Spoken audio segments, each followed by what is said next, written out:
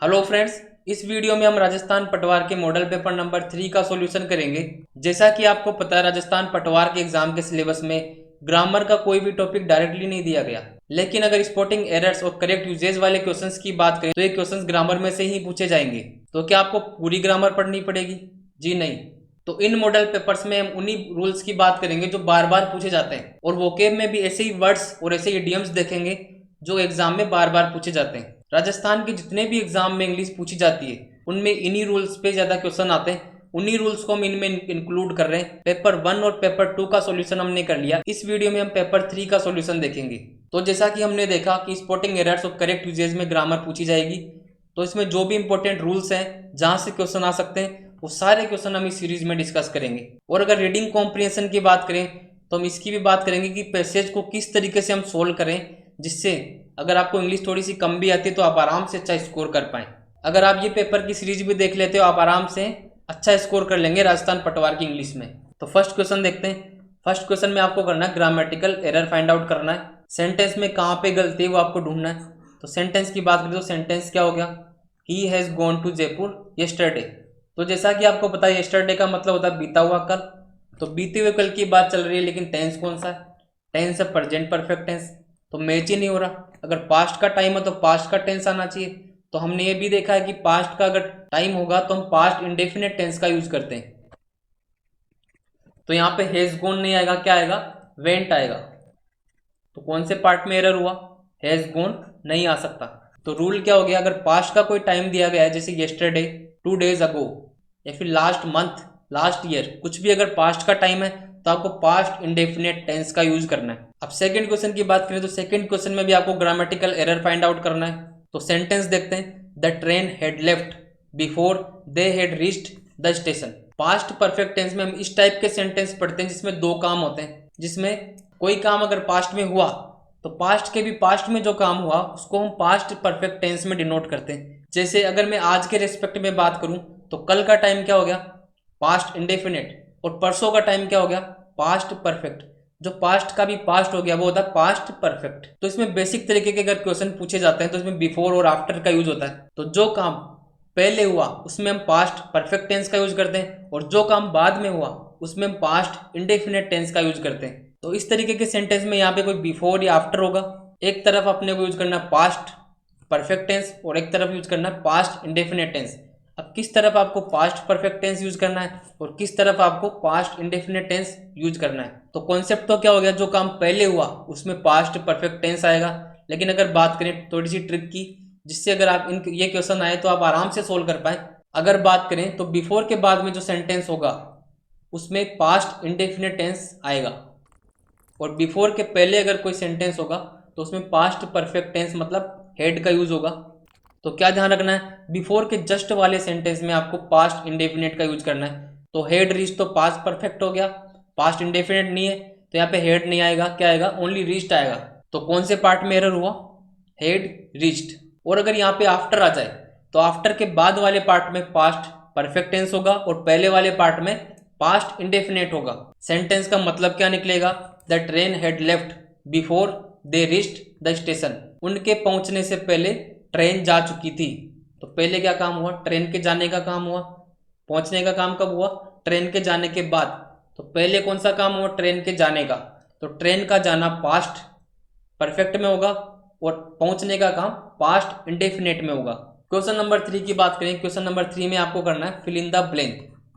दिए गए ब्लैंक में कौन सा वर्ड यहाँ पे आ सकता है?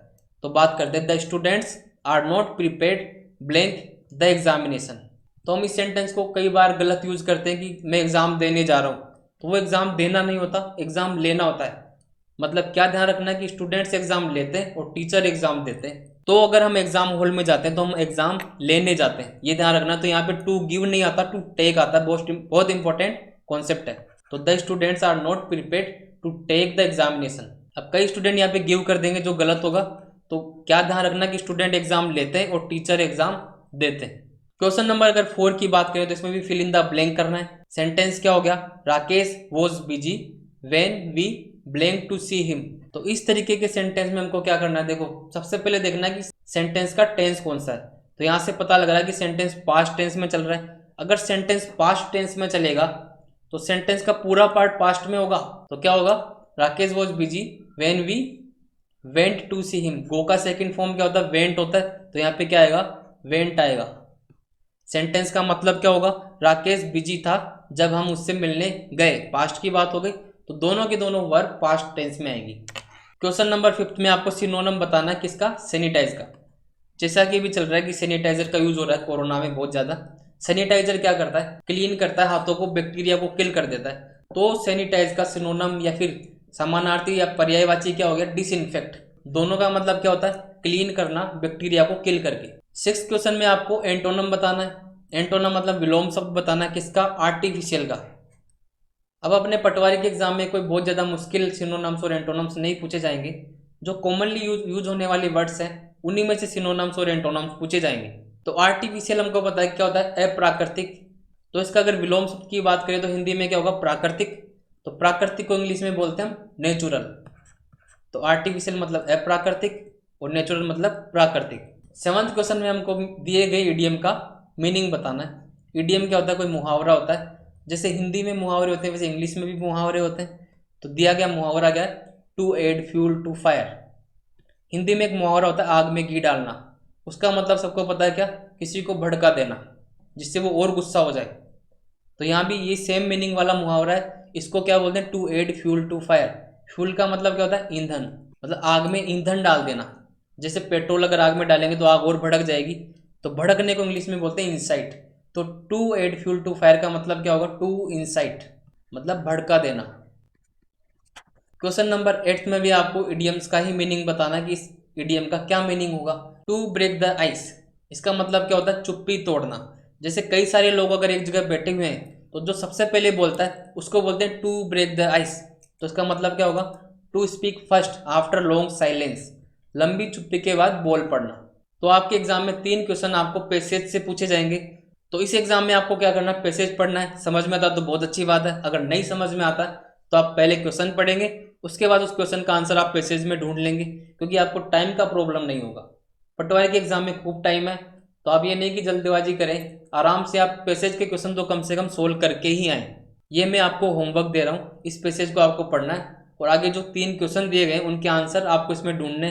क्वेश्चन की अगर बात करें तो Indian Premier League is considered whose brain child. Indian Premier League मतलब आईपीएल किसके दिमाग की पैदाइश मानी गई है। तो इस क्वेश्चन का आंसर आपको खुद को करना है, पैसेज को पढ़ना है और आंसर करना है, और कमेंट बॉक्स में बताना है कि किस किस ने इसके आंसर कर लिए। अगर 10th क्वेश्चन की बात करें तो क्वेश्चन हो गया, in which year IPL became the first sporting event to be broadcast live on an online platform.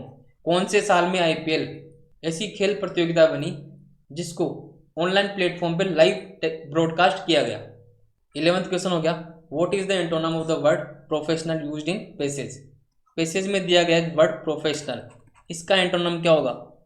Antonym मतलब विलोम शब्द, तो हम सोल्व कर लेते हैं। प्रोफेशनल का मतलब होता है पेशेवर, तो प्रोफेशनल का एंटोनम ये होता है, हमको ध्यान रखना क्या, अमेच्योर मतलब अपेशेवर। तो आई होप आपको पूरे क्वेश्चन आराम से समझ में आए होंगे। अगर आपको वीडियो अच्छा लगा तो लाइक करें और हमारे चैनल को सब्सक्राइब करें। आगे हम इसी तरीके की और इन्फॉर्मेटिव वीडियोस लाते रहेंगे। Thank you.